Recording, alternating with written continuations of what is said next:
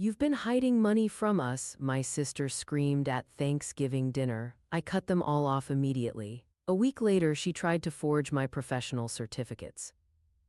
I never intended to hide my success from my family, they just never bothered to ask. For 35 years, I lived in the shadow of my younger sister, Bethany, the golden child, the one whose smallest accomplishments were celebrated like Olympic victories while my achievements collected dust on the shelf of parental indifference.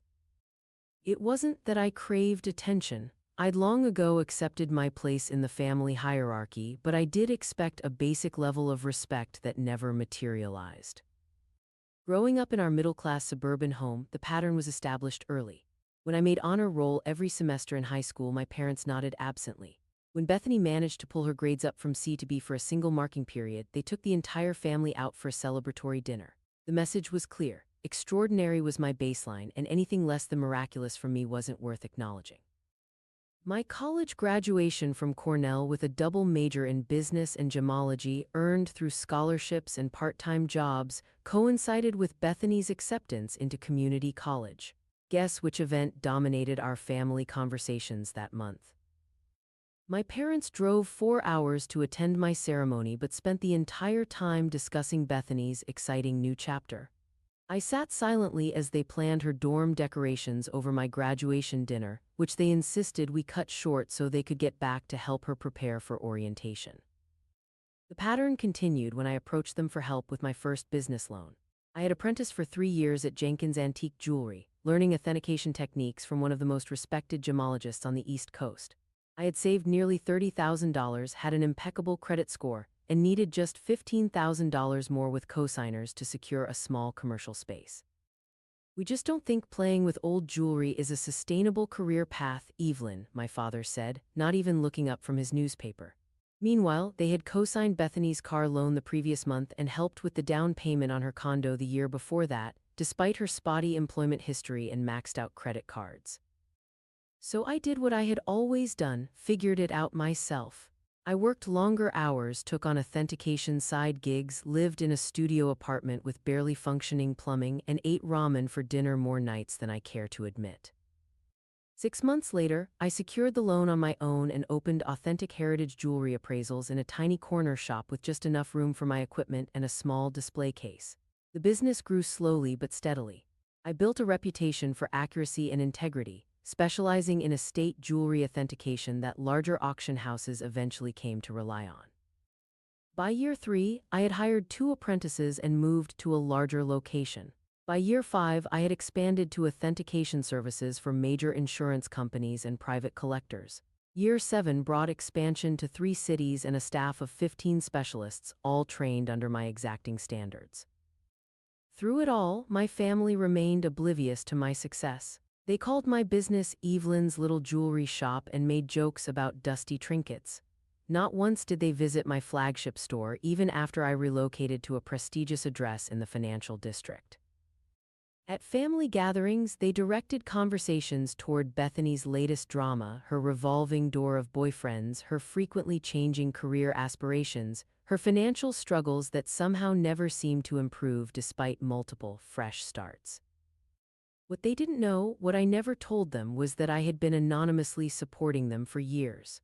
When Bethany's husband Chad lost his job during the recession, the mysterious monthly deposit of $7,000 that appeared in their account wasn't from a class action settlement, as they assumed. When my parents' retirement fund took a hit during the market downturn, the financial advisor who found an overlooked investment that restored their losses was working on my instructions. I didn't need recognition, I just couldn't bear to see them struggle when I had the means to help. "We're so blessed that Chad's settlement came through," my mother would say during family calls. "He's such a good provider." Or, "Bethany is so generous, she sent us to Cancun for our anniversary." The credit always went elsewhere, but I didn't mind. Financial security was my gift to them, given without strings or expectations of gratitude. Then came last Thanksgiving, the day everything imploded. I had invited everyone to my home, a historic brownstone in an upscale neighborhood. The property reflected my personal aesthetic, understated elegance with museum-quality restoration. Nothing flashy, nothing that screamed wealth, just quiet good taste and quality that the discerning eye might appreciate. My family, of course, had never been discerning when it came to me. Dinner was almost ready when I realized Bethany wasn't in the living room with everyone else. I found her in my home office, rifling through papers on my desk, my laptop open in front of her. In her hand was a quarterly statement from my wealth management firm, the one documenting my net worth of just over $42 million. Her face contorted with an emotion I couldn't immediately identify, shock certainly, but also something darker, something predatory. "You've been hiding money from us all these years," she hissed, gripping the paper so tightly it crumpled in her fist. "While we've been struggling to make ends meet, you've been sitting on a fortune." Before I could respond, she stormed into the dining room where our parents, Chad and their 2 children, were already seated. She slapped the crumpled statement onto the table, her voice rising to a pitch I'd never heard before. "Our sister is a millionaire, a multimillionaire, and she's been watching us struggle for years without saying a word." The table fell silent. 3 sets of eyes turned to me with expressions ranging from confusion to dawning calculation. My mother recovered first, her voice quavering with what anyone else might mistake for emotion but I recognized as opportunity. "Evelyn, how could you? We're family." The betrayal in her voice would have been more convincing if I hadn't seen the same performance when she was angling for Bethany's husband to invest in her short-lived candle business. My father's approach was more direct. "You owe this family. After everything we've sacrificed for you, this is how you repay us, by hoarding wealth while we've had to pinch pennies." I stood at the head of my table, the turkey growing cold, the expensive wine untouched, and felt a strange calm settle over me. In that crystallizing moment, I realized they didn't see me, they never had. They saw a resource, a means to an end, a bank account with legs. "Sacrificed for me?" I repeated, my voice steadier than I felt. "Name one sacrifice, one time when my needs came before Bethany's, one instance when you supported my dreams the way you've supported hers." The silence that followed was deafening. They couldn't answer because there was nothing to say, no defense against 35 years of evidence. "The monthly deposits into your account," I continued, looking directly at Bethany. "The mysterious financial advisor who fixed Mom and Dad's retirement fund, the college funds for your kids. Did you think that money appeared by magic?" Recognition dawned on their faces, followed immediately by recalculation. If I had been helping them already, how much more could they extract now that the full extent of my wealth was exposed? Bethany recovered first. "If you have that much, you can afford to really help. Chad and I need at least $2 million to even the playing field after everything we've been through. It's only fair." My mother nodded eagerly. "And we should have a proper retirement fund. $5 million would secure our future. You wouldn't want your parents worrying about medical bills in their old age, would you?" My father pulled out his phone, already making calculations. "Plus we'll need to distribute something to your cousins. Family takes care of family." I took a sip of water, buying time as something shifted inside me. The last fragile thread of familial obligations snapped, replaced by a clarity I had never experienced before. I would no longer set myself on fire to keep them warm. "The anonymous support ends today," I said quietly. "You've shown me exactly who you are and what I mean to you. I won't be treated like an ATM by people who couldn't be bothered to take an interest in my life until they saw a financial statement." The explosion that followed was nuclear. Shouting, tears, threats about real family and blood obligations. Chad puffed up his chest and declared they would take what they were owed if I wouldn't be reasonable. My mother collapsed in theatrical sobs. My father called me selfish, ungrateful, heartless. Bethany's children watched wide-eyed as their parents revealed a ugliness they'd likely never witnessed before. When they finally stormed out, leaving my carefully prepared dinner untouched, I felt lighter than I had in years. But that was just the beginning. The next morning, the texts started rolling in. First from extended family members I barely knew, offering investment opportunities that were thinly veiled handout requests. Then from Bethany, alternating between rage and tearful appeals. My parents left voicemails hourly, their tones swinging from righteous indignation to wounded vulnerability. I blocked them all and went to work. 3 days later, Chad showed up at my flagship store, causing a scene in front of clients. Security escorted him out while he shouted about family betrayal and hidden wealth. My social media accounts were flooded with comments from relatives and family friends, the narrative clearly established. Evelyn, the secret millionaire, had turned her back on family in need. I tried briefly to extend an olive branch. I offered family therapy, a controlled environment where we could discuss healthy boundaries and expectations. My mother called it paying a stranger to take your side. I suggested we table money discussions for 6 months while rebuilding our relationship on more solid ground. My father called me delusional if I thought they could just pretend to be poor for my comfort. The harassment escalated.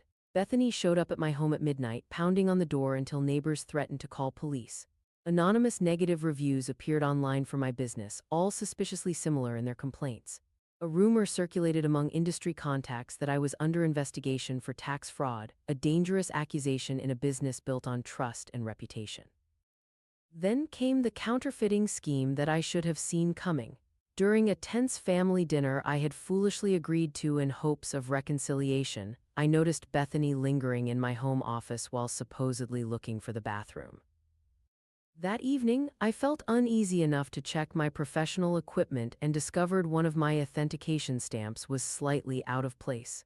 I made a mental note to install security cameras but didn't immediately connect the dots. 3 days later, my senior authenticator mentioned that someone claiming to be my sister had called asking detailed questions about our certification process, claiming she was helping me research upgrades to our system. When I confronted Bethany by text, she dismissed it as innocent curiosity about my business. I didn't believe her, but without proof, I could only increase security protocols at the office. A week after that, a prestigious auction house contacted me about irregularities in certifications bearing my company's mark. The forgeries were amateur. Bethany had clearly not inherited any of my attention to detail, but the timestamps matched perfectly with her visit to my home. The potential damage to my reputation was incalculable, and the premeditated nature of the scheme chilled me to the bone. That was the final straw. I retained both a security firm and a top-tier law firm specializing in harassment and defamation. Cease and desist letters went out. Security systems were upgraded at my home and businesses. Documentation of every text, email, and unwanted visit was meticulously compiled. When Bethany violated the boundaries again, showing up at my home with Chad to talk sense into me, the temporary restraining order was already prepared. The family narrative shifted again. Now I was using my wealth as a weapon, sicking lawyers on my own flesh and blood. The irony that they had escalated to literal criminal activity, forgery, and defamation while playing the victim was apparently lost on them. My mother called mutual friends in tears about her cold-hearted daughter. My father told extended family I was mentally unstable and needed intervention. Through it all, I maintained my composure publicly while privately documenting everything. I directed my wealth management team to trace the anonymous support I'd been providing and found that less than 20% had actually gone to the stated purposes. Bethany had been skimming from the family support for years, funding lavish vacations and shopping sprees while crying poverty. Even after all this, I found myself wavering one night. My mother had left a tearful voicemail about my father's supposed heart scare, which I later discovered was merely elevated blood pressure during a routine checkup. For a moment, I sat with my finger hovering over the transfer button in my banking app, old habits urging me to swoop in and solve their problems. I had drafted an email to my financial advisor to arrange a one-time emergency fund when a notification popped up on my phone, a message from Bethany to a mutual friend that had been accidentally sent to our old family group chat. Mom's working the heart angle with Evelyn. If she caves, I've got my eye on a vacation property we could all use. Dad thinks we can get at least $50K for medical expenses, lol. The message disappeared within seconds as Bethany realized her mistake, but it was enough. I closed the banking app, forwarded the screenshot to my attorney, and finally accepted that financial support would never be just that. It would always be feeding a cycle of manipulation and entitlement. Sometimes love means walking away, even when every instinct screams to help. 6 months after Thanksgiving, the restraining orders became permanent. Bethany and Chad's forgery attempt resulted in criminal charges that were only dropped when they agreed to move out of state, an agreement facilitated by my attorneys with the stipulation that they never contact me again. My parents, facing the sudden reality of living on just their actual retirement income, downsized from their sprawling house to a condominium and took part-time jobs to supplement their income. Meanwhile, my business thrived. The authentication work expanded to include museum consulting and a specialized insurance product for high-end collectors. I established the Heritage Foundation, providing scholarships and apprenticeships to promising students from disadvantaged backgrounds interested in gemology and antiquities preservation. 1 year after the Thanksgiving implosion, I received a letter from my parents. The familiar handwriting on the envelope made my stomach clench, but I opened it anyway. Inside was not an apology but a list of health concerns and financial woes, followed by a thinly veiled request for reconciliation that centered entirely on their needs and included no acknowledgement of their behavior. I didn't respond. 2 years out, I heard through mutual friends that Bethany's marriage had collapsed under financial strain. Chad had apparently left her for a younger woman with family money. My parents had been forced to cancel their annual Florida winter escape and were suffering terribly from the cold northern winter. The subtext was clear: look what you've done to them by enforcing boundaries. I sent anonymous donations to the heating assistance program in their county, ensuring elderly residents wouldn't freeze but maintained my distance. In the quiet moments, I sometimes questioned myself. Had I been too harsh, too absolute in my separation? But then I would remember 35 years of calculated indifference, of being valued only for what I could provide, and the doubt would fade. I hadn't cut them off over one bad Thanksgiving dinner. I had finally recognized a lifetime pattern of exploitation and refused to perpetuate it. 3 years after Thanksgiving, my therapist asked a question that stopped me cold. What would reconciliation look like to you, not to them, but to you? I realized I had never considered this. What would I need to see from them to believe change was possible? A recognition of the favoritism that had shaped our family dynamic, acknowledgement of the harassment campaign they had waged, genuine interest in me as a person rather than a provider. The answer crystallized. I needed evidence they could see me, actually see me, as a full human being with inherent worth beyond financial support. Without that fundamental shift, any reconciliation would inevitably revert to the same toxic patterns. Last month, a small jewelry box arrived at my office with no return address. Inside was my grandmother's garnet ring, the one possession I had truly wanted from my parents' home, not for its monetary value, but because she had been the only family member who had ever truly seen me. Alongside it was a short note in my mother's handwriting: "This always should have been yours." I don't know what this means yet, if it's another manipulation or the first genuine acknowledgement of my value apart from my wealth. I'm not rushing to reconcile, but I've scheduled a call with my therapist to discuss what boundaries a tentative reconnection might require. What I do know is this: I am no longer the family ATM or the invisible daughter. I've built a life filled with meaningful work, chosen family who value me for myself, and the quiet confidence that comes from finally standing in my truth. Sometimes the strongest foundation is built on the ruins of what you thought you couldn't live without. Healing happens in unexpected ways. 6 months ago, I received a letter from my father, the first direct communication since the restraining orders became permanent. Unlike my mother's previous attempts, this one contained no requests, no veiled manipulations, just a simple acknowledgement. I failed you as a father, and I'm sorry. 2 weeks later, he showed up at one of my public lectures on Art Deco jewelry authentication. He sat in the back, didn't approach me, and left before I could spot him. My assistant later told me he had purchased my book and asked her to have me sign it if it wouldn't be too much trouble. I did, adding a brief note: "Thank you for coming." We've had coffee twice since then in public places with clear time boundaries. He's in therapy, he tells me, learning about narcissistic family systems and his role in maintaining them. My mother still believes I should let bygones be bygones without acknowledgement or amends. Bethany remains in another state, occasionally sending manipulative messages through mutual acquaintances that I politely ignore. I don't know if true reconciliation is possible with any of them.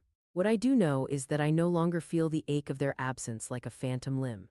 My chosen family, friends who celebrate my successes without calculation, colleagues who respect my expertise, the promising young gemologists I mentor, have shown me what genuine connection feels like. My worth was never determined by what I could provide. It took losing my family to find myself, and while that path has been painful beyond words, I wouldn't trade the woman I've become for any amount of hollow family harmony. Sometimes the most precious things we authenticate aren't gemstones, but our own value.